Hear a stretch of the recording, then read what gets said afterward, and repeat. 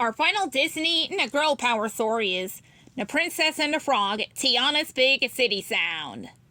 One beautiful fall day in New Orleans, Tiana received a letter. Her cousin Frida was the leader of a band in New York City, and she had invited Tiana to a show.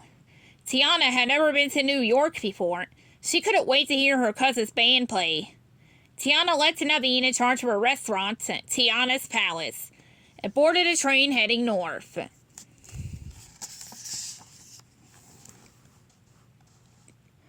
Tiana settled into her seat and got ready for a long ride. But the train was so much fun, she hardly noticed the hours going by. Tiana loved watching the countryside from her train car window. But none of the sights were as impressive as the New York City skyline. The skyscrapers of the tiny island towered over the sparkling river.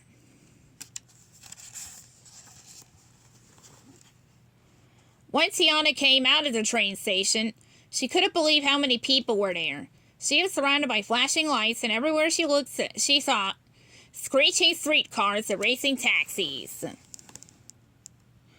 Tiana couldn't wait to see her cousin. She took out Frida's letter and read that she had to get to Harlem. A stranger pointed out toward the subway. Tiana rode on the way to Harlem. Lulled by the sounds of the big city.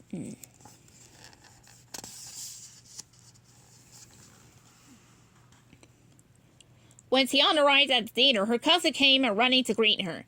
Frida was just as Tiana remembered, full of energy. "I'm so glad you're here," Frida said, pulling Tiana into a big hug. "But I have some bad news. Our usual joint is closing." Frida explained that there wouldn't be any show. "No show?" Tiana exclaimed. "But surely you could find somewhere else to play." She wanted to help. Tiana promised Frida and the band she would find them a new venue for their show. Tiana and the band tried theater after theater, club after club. No one was willing to take a chance on Frida's band. "Let's face it, Frida," the saxophonist said. "We're out of luck." "I guess I'll go back to working at my uncle's diner," the guitarist added. "Playing in a band was just a silly dream." "No," Tiana said. "We can't give up.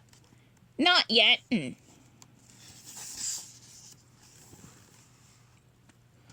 Just then it started raining. Frida and the band put their instruments over their heads and raced toward the large library across the street.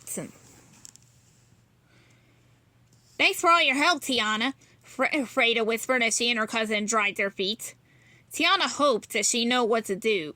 Tiana wished she knew what to do. She looked up at the high window, hoping to catch a glimpse of Evangeline, the evening star.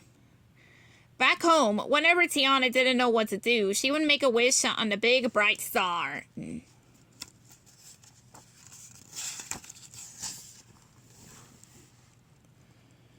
Tiana couldn't see Evangeline, but she could see the high ceilings of the library's main room. She could see the lovely old windows and the neatly arranged tables and chairs. It reminded her of her restaurant. Suddenly, she had an idea. Tiana grabbed a pen and paper and started making plans. Then she talked to the librarians. When the head librarian heard Tiana's idea, she called her colleagues over. "We've been talking about hosting some cultural nights," she said. "This might be the perfect way to get started." Tiana introduced Frida to the librarians. Together, they started planning.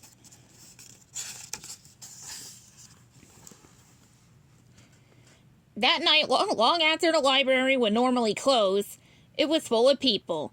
When Frida and her band started playing, even more folks crowded in.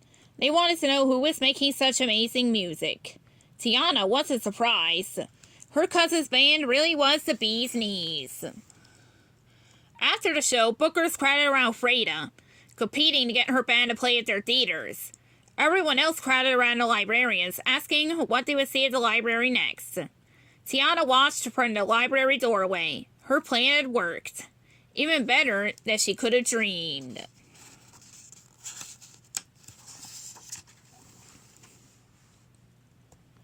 Later, when all the people had gone home, Tiana and Frida went to a deli for a late-night snack.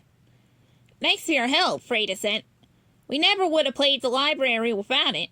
I have an idea for your next venue, too," Tiana said. Tiana's palace. It's the bee's knees. The end.